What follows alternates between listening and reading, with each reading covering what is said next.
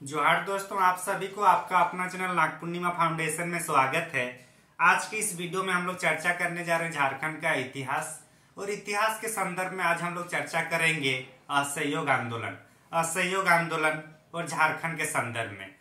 चूंकि असहयोग आंदोलन की अगर हम लोग जब भी बात करते हैं तो एक हमारी सामने जो परिदृश्य तैयार होती है वो हम लोग गांधी से संबंधित होता है कि गांधी जी ने कैसे लोगों को मतलब असहयोग आंदोलन के लिए पहली बार सबसे ज्यादा मतलब लोगों को इकट्ठा किए, आम जनमानस को इकट्ठा किए। महिलाएं पहली बार मतलब औपचारिक रूप से धरना प्रदर्शन करते हैं इसी आंदोलन के माध्यम से। तो चलिए इसी आंदोलन को हम लोग झारखंड के संदर्भ में देखने समझने का प्रयास करते हैं। तो हम लोग अभी जो चर्चा करेंगे झारखंड के संदर्भ में असहयोग आंदोलन। तो असहयोग आंदोलन जैसे कि इनके नाम से ही पता चल रहा है, असहयोग नाम से असहयोग है ना, असहयोग आंदोलन। इसका मतलब है कि सहयोग नहीं देना। तो सहयोग किसको नहीं देंगे? सहयोग यहाँ हम लोग ब्रिटिश सरकार को सहयोग नहीं देंगे। असहयोग आंदोलन और झारखंड, क्योंकि हम लोग झारखंड के परिदृश्य में जेपीएससी जेएसएससी के लिए पढ़ रहे हैं।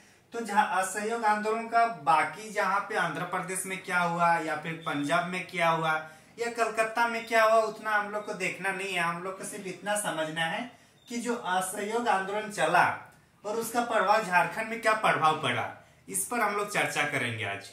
तो असहयोग का मतलब समझ में आ गया कि सहयोग नहीं करना। किसको सहयोग नहीं करेंगे? ब्रिटिश अधिकारियों को, ब्रिटिश सरकार को। तो झारखंड में कौन कौन इसको नेतृत्व किया उस पर हम लोग चर्चा करेंगे। असहयोग आंदोलन की बात किया जाए तो ये हम लोग का 1920 से लेकर 1922 तक है।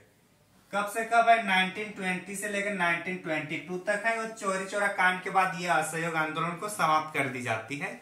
तो उसके बीच में जो झारखंड में हुआ उसके बारे में हम लोग चर्चा करेंगे। गांधी जी के बारे में अगर बात किया जाए तो गांधी जी दूसरी बार झारखंड पहुंचते हैं असहयोग आंदोलन के टाइम। तो गांधी जी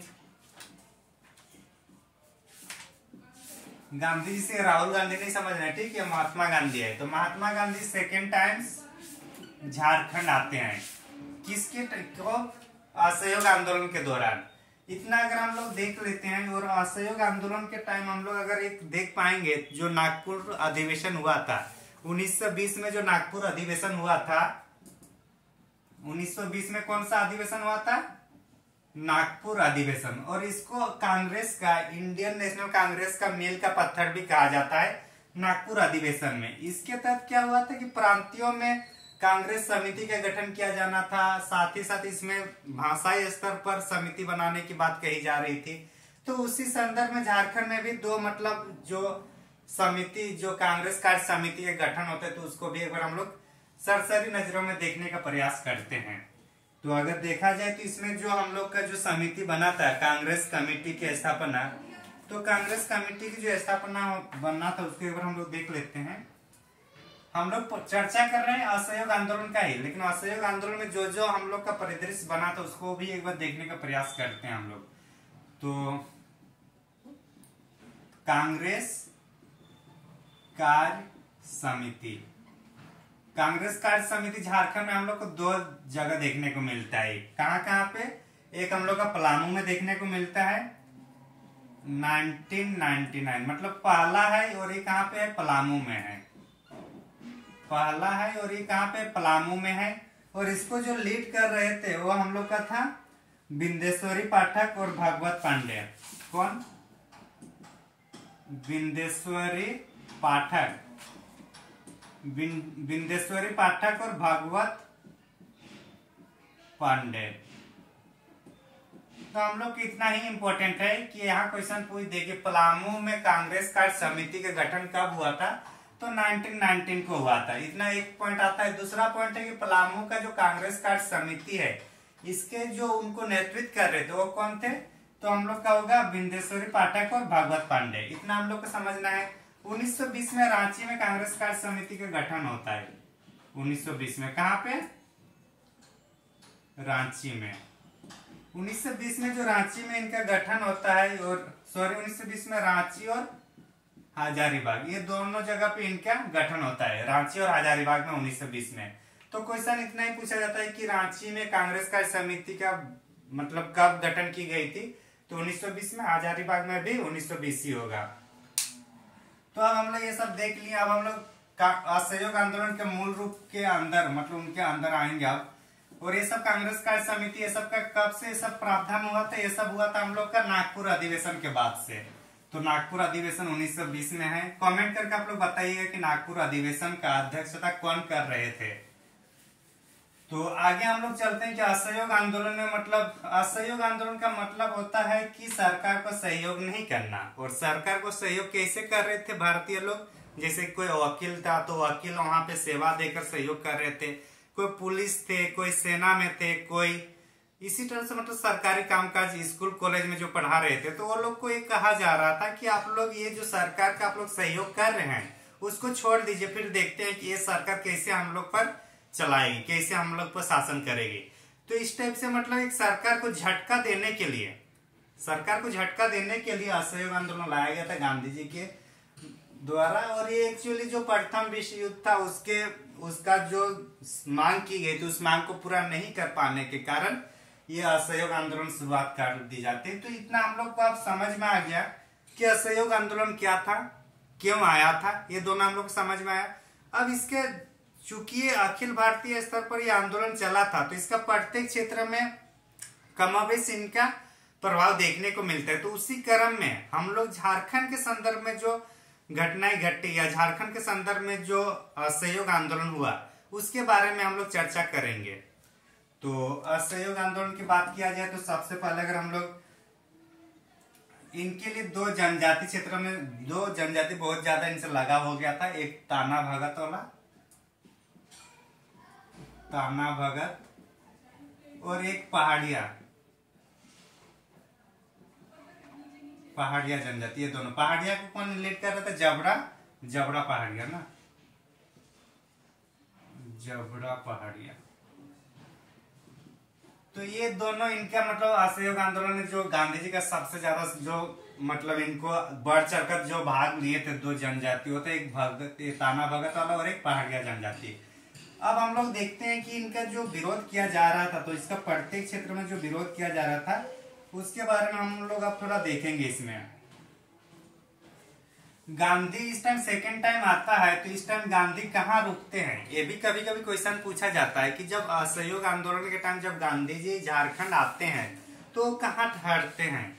तो ठहरने का अगर बात किया जाए तो बांधेश्वरी मोदी धर्मशाला में रहते हैं। कौन सा, वंशीधर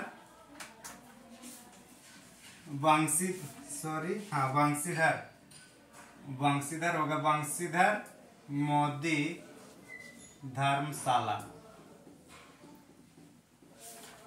तो कहाँ ठहरे थे हमारे बापूजी, कहाँ पे, वंशीधर मोदी धर्मशाला में। तो जब असहयोग आंदोलन शुरू हुई थी, दूसरी असहयोग आंदोलन जब शुरू हुई तो उस टाइम जब गांधी आए तो कहाँ पे ठहरे थे, वंशीधर मोदी धर्मशाला में। इतना हम लोग को समझ में आ गया।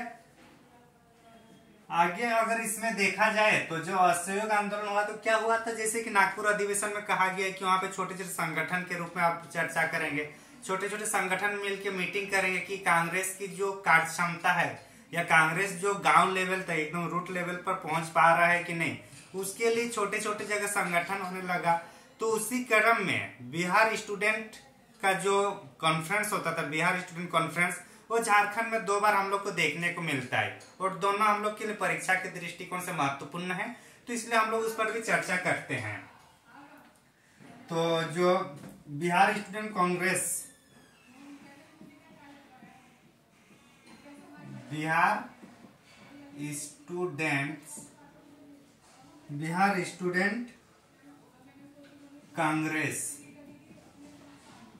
बिहार स्टूडेंट कांग्रेस का क्या होता था, मीटिंग होता है ना, बिहार स्टूडेंट कांग्रेस की अधिवेशन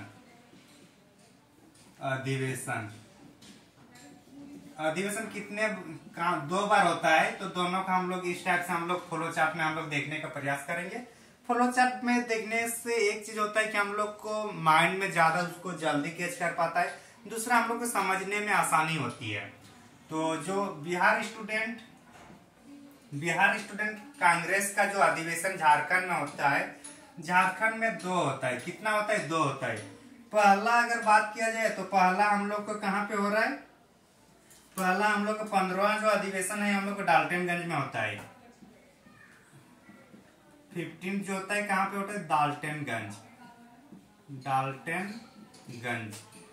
तो डाल्टनगंज में पहला अधिवेशन होता है किसका?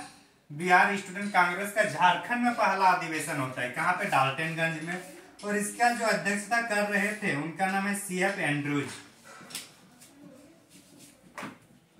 अध्यक्षता कौन कर रहे थे? CF Andrews. CF क्या है? एंड्रूज। एक मिनट, हाँ, CF एंड्रूज। तो इंग्लिश हिंदी थोड़ा देख लीजिएगा आप लोग। तो जो 15वां बिहार स्टूडेंट कांग्रेस अधिवेशन जो झारखंड के लिए पहला अधिवेशन था वो कहाँ पे होगा था? डाल्टनगंज में। डाल्टनगंज मतलब पलामू में। और इसकी अध्यक्षता कौन कर रहे थे? CF Andrews. इतना समझ में आ गया।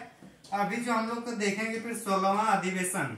अच्छा, डेट इसको याद रखना जरूरी है कि कब हुआ था। तो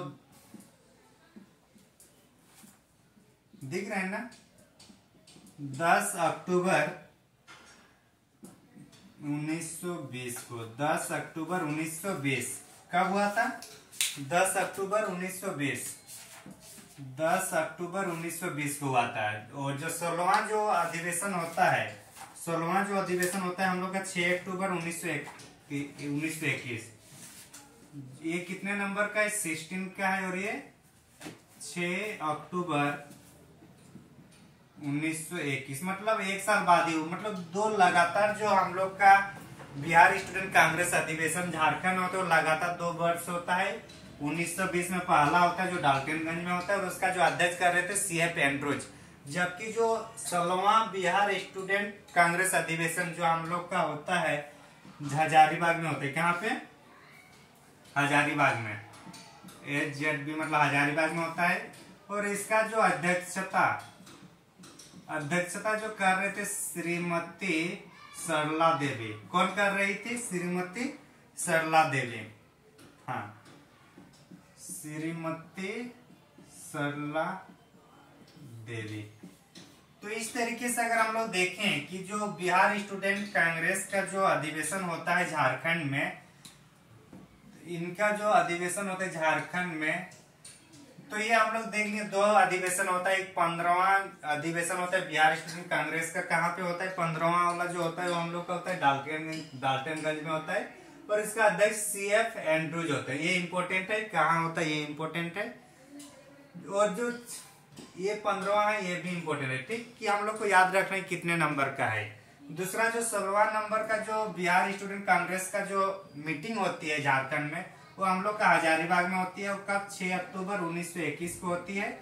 और इसकी जो अध्यक्षता करती है श्रीमती सरला देवी करती है। कभी कभी क्वेश्चन ये भी पूछा जाता है कि जो श्रीमती सरला देवी है ये झारखंड के किस क्षेत्र में अपने मतलब अग्रणी रहे थे आंदोलन के टाइम? तो हम लोग का क्या हो गया आंसर? हजारीबाग। तो इस तरीके से एक बार अगर हम लोग बेसिक चीज को अच्छा से समझते हैं तो ना जाने एक के मतलब इतना कंसेप्ट क्लियर होता है। तो इसलिए भले थोड़ा टाइम लगे लेकिन हम लोग को समझ के साथ पढ़ना जरूरी है। और एक बार जब कॉन्सेप्ट क्लियर होगा तो फिर हम लोग को इजी हो जाएगा पढ़ने में, चाहे आप कितने ही दिन बाद क्यों ना पढ़े, क्योंकि आपके पास कॉन्सेप्ट क्लियरिटी रहता है। तो कहाँ गया डस्टर? तो अब हम लोग यहाँ तक देख लिए हैं। जैसे कि असहयोग की बात किया जाता है तो असहयोग मतलब किसी भी तरीके से सरकार को असहयोग नहीं करना। इसका मतलब ये भी होता है कि बहिष्कार करना। जैसे अगर कोई बहिष्कार करते, जैसे कोई वकील है तो वकील अपना पेशा छोड़ देगा तो एक तरीके से वो बहिष्कार ही है। जैसे कि हम लोग स्वदेशी योजना के तहत जैसे वस्तुओं का हम लोग ये कर रहे थे बहिष्कार, तो उसी तरीके से यहाँ पे भी बहिष्कार की बात की जाती है असहयोग आंदोलन में। चूंकि असहयोग है और जैसे कि मान के चलिए कि कोई स्कूल है और बच्चे वहां पे नहीं जा रहे हैं, स्कूल है लेकिन बच्चे वहां पढ़ने नहीं जा रहे हैं, तो ऐसे में क्या होगा, स्कूल नहीं जाए तो फिर वो मतलब निरक्षर हो जाएगा, फिर उनकी नॉलेज नहीं आएगी, शिक्षा नहीं आएगा। तो सरकार क्या या फिर आंदोलनकारी ये तो नहीं चाहते हैं कि लोग अनपढ़ रहे या शिक्षा से दूर रहे। तो इसी क्रम में वो लोग क्या किए कि अपने स्वदेशी स्कूल, स्वदेशी विद्यालय का स्थापना करना शुरू कर देते हैं। भारतीयों के द्वारा, भारतीय जो सेनानी है, भारतीय जो उस टाइम जो मतलब लीड कर रहे थे, वो लोग अपना स्कूल कॉलेज खोलना शुरू कर देते हैं। तो उसी क्रम में झारखंड में भी कुछ कुछ स्कूल कॉलेज खोले जाते हैं। तो इसमें अगर देखा जाए तो राष्ट्रीय विद्यालय झारखंड में कहाँ कहाँ खोला जाता है उसको एक बार हम लोग देख लेते हैं। राष्ट्रीय विद्यालय खोलने का मकसद क्यों आया या फिर क्यों खोलना पड़ा, ये समझ में आ गया। समझ में इतना ही था कि जब अंग्रेज के स्कूलों को बंद करेंगे तो कहीं ना कहीं तो पढ़ना होगा ना बच्चों को। तो उसी के क्रम में ये राष्ट्रीय विद्यालय का निर्माण आता है, अवधारणा आती है और इसकी गठन की जाती है। फिर इसमें पढ़ाई धूमधाम से किया जाता है। और चूंकि इस टाइम आंदोलन के टाइम रहता है तो पढ़ाई का कुछ भी सब्जेक्ट रहे, एक तो इतना जरूर रहेगा कि कैसे देश को आजाद करना है। तो उससे क्या होता है कि जो शिक्षक है, शिक्षक ज्यादातर इसमें हम लोग देखते हैं जो क्रांतिकारी लोग हैं वही अमूमन मतलब टीचर हुआ करते थे। तो वो लोग क्या करते थे, उसको मतलब बच्चों को क्रांतिकारी करते थे, वो लोग को समझाते थे कैसे आगे बढ़ चढ़कर करना है काम। तो ये सब बताई जाती है ये सब में राष्ट्रीय विद्यालय। तो जो राष्ट्रीय विद्यालय हम लोग का जो होता है रांची, चतरा, गिरिडीह, लोहरदगा, झरिया और चक्रधरपुर में खोला जाता है। कहाँ कहाँ पे, आरएनसी मतलब रांची होगा, ठीक, चतरा, सीकेपी मतलब चक्रधरपुर, सीकेपी मतलब गिरिडीह, उसके बाद कहाँ झरिया। तो ये सब क्षेत्र में क्या होता है मतलब राष्ट्रीय विद्यालय का गठन किया जाता है। हालांकि इतना डीपली क्वेश्चन नहीं पूछेगा कि कहाँ पर राष्ट्रीय विद्यालय का गठन किया गया है या नहीं। इतना क्वेश्चन जरूर पूछ सकता है कि रांची, चतरा, सीकेपी ये सब में जो राष्ट्रीय विद्यालय का गठन किया गया था ये कौन से आंदोलन के दौरान हुआ था। तो हम लोग क्या होगा, असहयोग आंदोलन के दौरान। यहाँ पे और एक चीज हम लोग को ध्यान देने वाली बात है कि जो डाल्टनगंज का जो राष्ट्रीय विद्यालय था, कहाँ का, हाँ डाल्टनगंज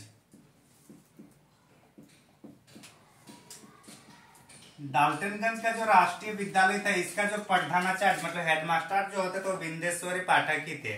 कौन थे, बिंदेश्वरी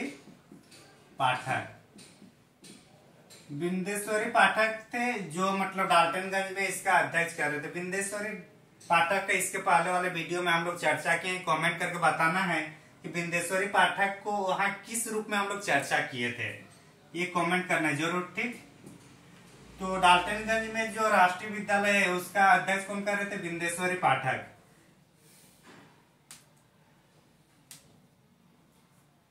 इस क्रम में जो बहिष्कार के टाइम जो वकीलगिरी कर रहे थे मतलब वकील का जो सेवा छोड़ दिए थे, तो कौन कौन छोड़ रहे थे उसको एक बार हम लोग देखते थे कि मतलब झारखंड में भी जो बहिष्कार की बात की जा रही थी, सरकार को असहयोग करना है, सरकार को सहयोग नहीं करना है, तो उसमें कौन कौन लोग थे जो सहयोग नहीं कर रहे थे मतलब सहयोग करना छोड़ दिए थे। तो उसके बारे में अगर देखा जाए तो हम लोग को राम नारायण और शेख साहेब, राम नारायण एक है हम लोग का, राम नारायण, क्या नाम है, राम नारायण, ये हम लोग का हजारीबाग से संबंधित है। और एक है हम लोग का शेख क्या है, शेख साहेब।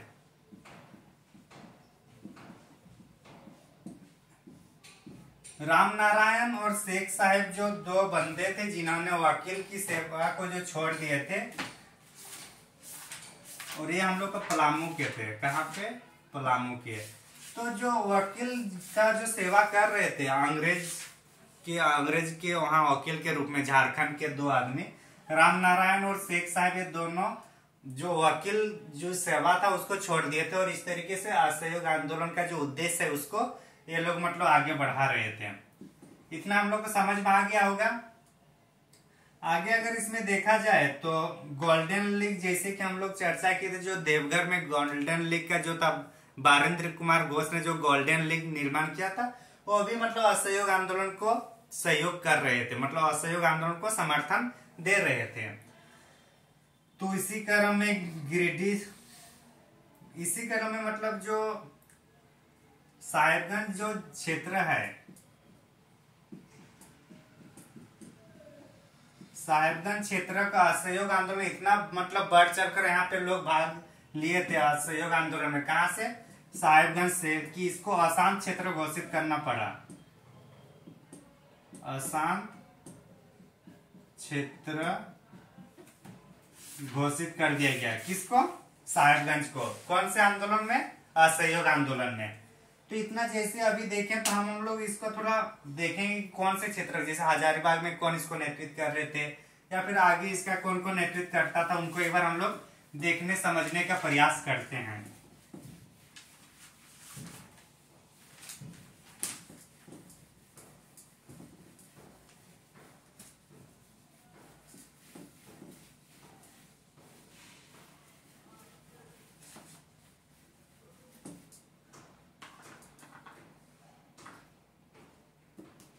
इसका जो केंद्र था, केंद्र कहाँ पे था? इनका केंद्र था हम लोग का रांची में था। केंद्र कहाँ पे था? रांची में था। और रांची में जो केंद्र हुआ था उसको क्या कहा गया? फिर एक समारोह हुआ था, इसको समारोह का कहा गया पिंजरोपाल समारोह। पिंजरोपाल समारोह कहाँ पे हुआ था? रांची में। और कौन से आंदोलन के टाइम हुआ था? असहयोग आंदोलन के टाइम पे हुआ था। इतना हम लोग देखें। इसके बाद अगर हम लोग देखें इसमें, तो इसमें गिरिडीह से इसका जो नेतृत्व कर रहे थे, कहां से? गिरिडीह से जो नेतृत्व करता था उसका नाम था हम लोग का गिरिडीह से इसका नेतृत्व कर रहे थे बाबू बजरंग सहाय। कौन?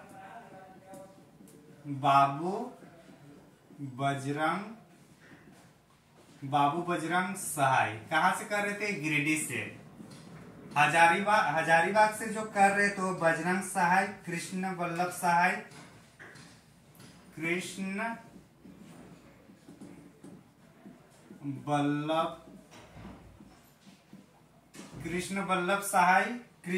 सहाय थे। और कौन कौन थे यहाँ पे? सरस्वती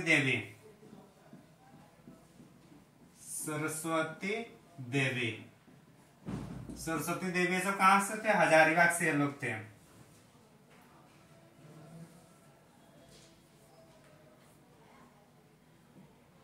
जून 1921 की बात कर रहे हैं। जून 1921 को सीकेपी चक्रधरपुर में मजरुल हक आता है। कौन? मजरुल हक का आगमन होता है।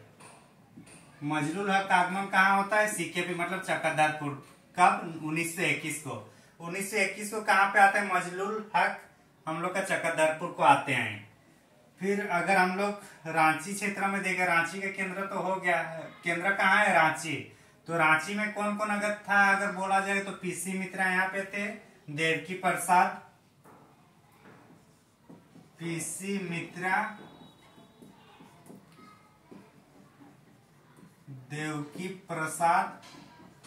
ये लोग रांची से लीड कर रहे थे। कौन? पीसी मित्रा और देवकी प्रसाद। ये लोग का अगर और एक चीज देखें तो चूंकि जो असहयोग आंदोलन शुरू होता है, असहयोग आंदोलन शुरू होने के टाइम बाल गंगाधर तिलक की मृत्यु होती है। और बाल गंगाधर तिलक की मृत्यु के कारण तिलक कोष मतलब तिलक फंडिंग एक ये जुटा रहे थे आम जन के सामने से, आम जन के लोगों के द्वारा पैसा एक दो इकट्ठा करते थे। तो उसका जो तिलक फंड का नेतृत्व कौन कर रहे थे? ये लोग